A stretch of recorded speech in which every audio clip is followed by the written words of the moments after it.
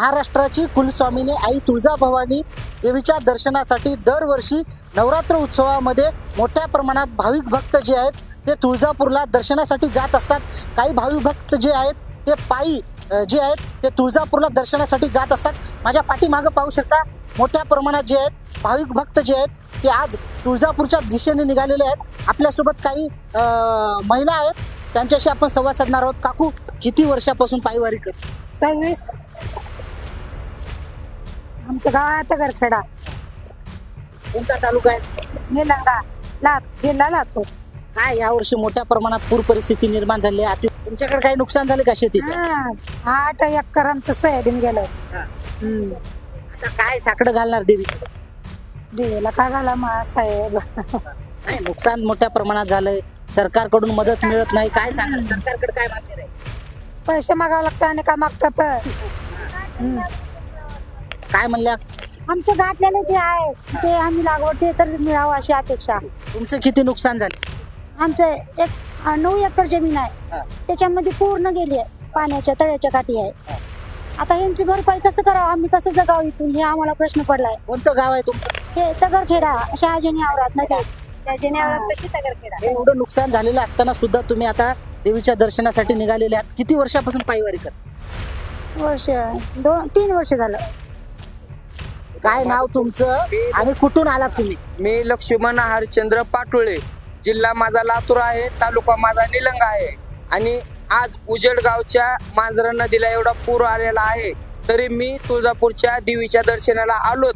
कारण आता तुम्ही अजून पण इंस्टाला आणि कोणत्या पण ह्याला आयडीला तुम्ही चेक करून बघा, उजड गावात किती नुकसान आहे। उजड मांजरा नदीचं पाणी पूर्ण आमच्या घरावर शिरले, तरी मी माझ्या माता देवीच्या दर्शनासाठी मी तुळजापूरला निघालोय। काय आता साकडं घालणार? आता साकडं म्हणजे काय नाही, बाकी आमचं साकडं काय नाही, फक्त जी आमच्या गावात जी पूर आलेला आहे ती फक्त माझ्या माता माऊलीला फक्त एकच सांगणं आहे माझं, की जी माझ्या गावाची जी नुकसान आहे सरकारला पण सांगणं आहे। आणि मी जी दर्शनाला चाललोय त्या दर्शनासाठी सुद्धा मी याच्यासाठी चाललोय की माझ्या जी गावची जी नुकसान आहे ती सरकार काही मान्य करावं। काय नाव तुमचं आणि किती वर्षापासून पायवारी करता आणि कुठून आलेल्या? लातूर जिल्हा, 5-6 वर्ष झालं वारी करायला। या वर्षी जे आहे ते मराठवाड्यामध्ये मोठ्या प्रमाणात अतिवृष्टी झाली आहे, तुमचं काही नुकसान झालंय का? झाले 10 एकरची सोयाबीनचं नुकसान झाली, नुकसान झालेली आहे ती भरपाई देऊ। या वर्षी अतिवृष्टीमुळे मोठ्या प्रमाणात नुकसान झालंय आणि ही सगळी शेतकऱ्याची मुलं आज पायवारीसाठी जे आहेत ते तुळजापूरच्या दिशेने निघालेले आहेत। मी आता उजनी या ठिकाणी आहे, हे तरुण मंडळी इथं आहेत। मित्रा, किती दिवस झाला आपण पायवारी करता? आज 2रा दिवस आहे। काय नाही, असंच पाऊस काळानं शेतकऱ्याची खूपच वाट लागली आहे, तरी पाऊस खूप पडतोय, कुठेच नाही, सगळं पूर्ण पावसानं नुकसान केलं आहे। सोयाबीन म्हणा, कापूस म्हणा, सगळं काहीच राहिलं नाही शेतकऱ्याकडे। काय नाही, देवीला एकच मागणं आहे, काय ते तूच कर, पण हे सगळं नीट कर शेतकऱ्याला। कुठल्याही पिकाला भाव येत नाही शेतकऱ्याच्या, काही गेलं तरी सगळं मार्केटला गेलं तरी काहीच नाही, शेतकरी असेच चालले तर हेच मागणं की देवीला काही कर, पण शेतकऱ्याला वरी आण, कुठून बी कर, सरकारला भेट विनंती, काहीतरी मदत करा शेतकऱ्याला। काय मदत करायला पाहिजे सरकार असं वाटतं? सरकार काय नाही, जेवढे नुकसान झाले का तेवढी भरपाई करावी, जास्त बी अपेक्षा नाही, तरी शेतकरी जेवढं खर्च ते जाऊन शेतकऱ्याचे लेकरं बाळ सुखी राहावं हेच करावं सरकारनं। किती लोक चालले, घर सोडून चालले, घराने पाणी शिरलं तरी सरकार नुसतं बघत राहिलाय। अनेक गाव वाहून गेले, जनावर वाहून गेले, मुख्य प्राणी वाहून चालले, तर काय एवढं सरकार विनंती सगळ्याला सुखरूप करावे। कुठून आलात तुम्ही? काय नाव तुमचं? माझं नाव देशमुख अजिंक्य बिभीषण, मी लातूरमधून आलोय। ही शेतकऱ्याचे मुलं आहेत आणि हे लातूरमधून जे आहेत तुळजापूरसाठी पायवारीला निघालेले आहेत। मोठ्या प्रमाणामध्ये पुराचं पाणी जे आहे शेतकऱ्यांच्या शेतामध्ये शिरून मोठं नुकसान झालेलं आहे। त्याचबरोबर गुऱ्या ढोरांचं देखील जे आहे ते पुराच्या पाण्यामध्ये बुडून मृत्यू झालेला आहे। आणि आता या मुलांचं म्हणणं आहे की बाबा सरकारने कुठंतरी ह्या शेतकऱ्यांना धीर दिला पाहिजे, त्यांना आर्थिक मदत केली पाहिजे, अशी मागणी घेऊन आता हे तुळजापूरच्या दिशेला आई कुळजमिनीच्या दर्शनासाठी निघालेले आहेत आणि तिच्याकडे हे साकडं घालत आहेत की सरकारला सुदबुद्धी द्यावं आणि सरकारने या शेतकऱ्यांना जगवण्यासाठी किमान त्यांचं जे लागवडीचा खर्च आहे ते तरी निघेल अशी एवढी आर्थिक मदत करावी अशी मागणी हे तरुण करत आहेत। दरवर्षी देशभरामधून महाराष्ट्राची कुलस्वामिनी आई तुळजाभवानीच्या दर्शनासाठी भाविक मोठ्या संख्येने जे आहे ते तुळजापूरला जात असतात. मी आता लातूर आगाराच्या बसमध्ये आहे, जी बस तुळजापूरसाठी विशेष बस म्हणून सोडण्यात आली आहे. आपल्यासोबत काही भाविक आहेत, आपण त्यांच्याशी संवाद साधणार आहोत. काकू, कुठून आले? नांदेड जिल्हा, नायगाव तालुका. माझं नाव लक्ष्मीबाई, मालकाचं नाव इरबा आणि नाव बोंडले. यावर्षी तुमच्या जिल्ह्यामध्ये, नांदेड जिल्ह्यामध्ये मोठ्या प्रमाणात नुकसान झालेलं आहे. तुमचं काय नुकसान झालंय? हो, झाली सर. आमची हळद गेली, ऊस गेला. फळाला शेती आहे. नदीकाठी. हा, नदीकाठी फळ आहे. असा मोठा तळ आहे, तळ फुटलं दुष्काळाचं. आता सर देवीला सांगण्यासाठी आलो. ती छोटं बाळ आहे माझ्यासोबत. काय सांगणार देवीला? काय साकडं घालणार? काय साकडं घालणार देवीला? देवीला काय सरकार द्यावा, काय पोट भरायसाठी म्हणून सांगा. पाया पडून जायला आलो. ते सरकारने किती रुपये मदत द्यायला पाहिजे?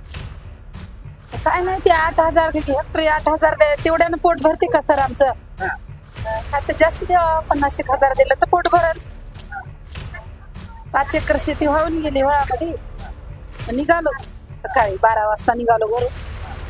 नाद घेऊन आलो आता बायासोबत. एकंदरीत आपण पाहू शकता, नांदेड जिल्ह्यामध्ये जे आहे मोठ्या प्रमाणात अतिवृष्टी झालेली आहे आणि ह्या आजीची व्यथा आपण ऐकलेली आहे की माझ्या शेतामध्ये 5 एकर शेतामध्ये जे आहे पुराचं पाणी गेलं आहे, त्यामुळं संपूर्ण पिकं पाण्याखाली गेलेली आहेत आणि सरकार 7,000-7,500 म्हणजे गुंठ्याला 85 रुपयाची मदत करत आहे. आणि या तुटपुंजा मदतीनं आमच्या शेतकऱ्यांचं काही होणार नाही. आणि हेच देवीला सांगण्यासाठी या आजीबाई जे आहेत ते तुळजापूरला निघालेले आहेत आणि सरकारला मागणी करत आहेत की सरकारने यांना एकरी 50,000 ते 60,000 रुपयाची मदत करावी.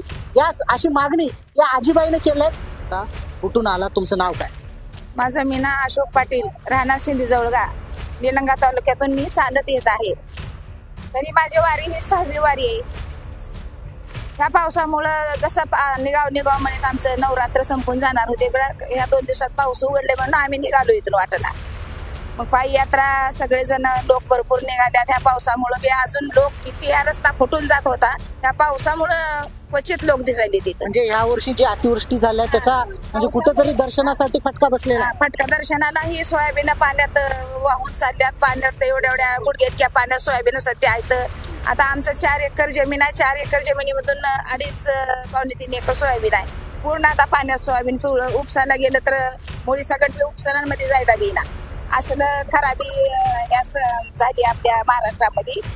पण आता ही सरकारला सरसगट मान्यता, एकरी मान्यता द्यावी. किती रुपये केलं पाहिजे? आता हे एकरी 30-40 तर द्यावं लागेल अंदाजा. 30-40 सरळच द्यावं लागेल त्याने.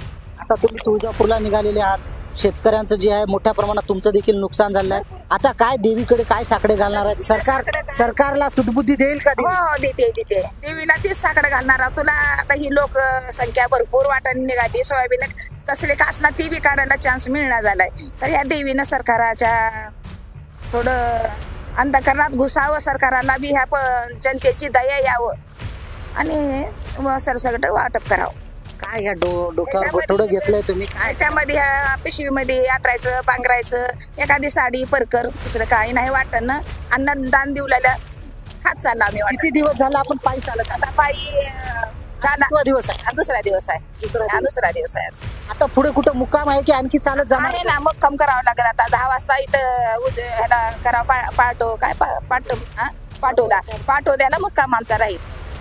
एकंदरीत आपण पाहू शकता या वर्षी जे आहे ते मराठवाड्यामध्ये मोठ्या प्रमाणात अतिवृष्टी झाली आहे. दरवर्षी मराठवाडा असेल किंवा देशभरातील जे भाविक भक्त आहेत मोठ्या संख्येने जे आहे ते तुळजापूरला आई कुलस्वामिनीच्या दर्शनासाठी जात असतात. मात्र यावर्षी मराठवाड्यामध्ये मोठ्या प्रमाणात अतिवृष्टी झाल्यामुळे कुठंतरी जे रीग आहे, भाविक जे मोठ्या संख्येने जात होते ते कुठेतरी कमी झाल्याचं या मावशीनं सांगितलेलं आहे. आणि यावर्षी मोठ्या प्रमाणात शेतकऱ्याचं नुकसान झालं आहे. त्यामुळं या शेतकऱ्यांना सरकारने एकरी 30,000 ते 40,000 रुपयाची मदत करावी असं साकडं देखील ते देवीकडे घालत आहेत. आता कॅमेरामॅन विशाल दावणगावे सोबत मी पवन जगडमोर, यशोनती, उजनी, लातूर.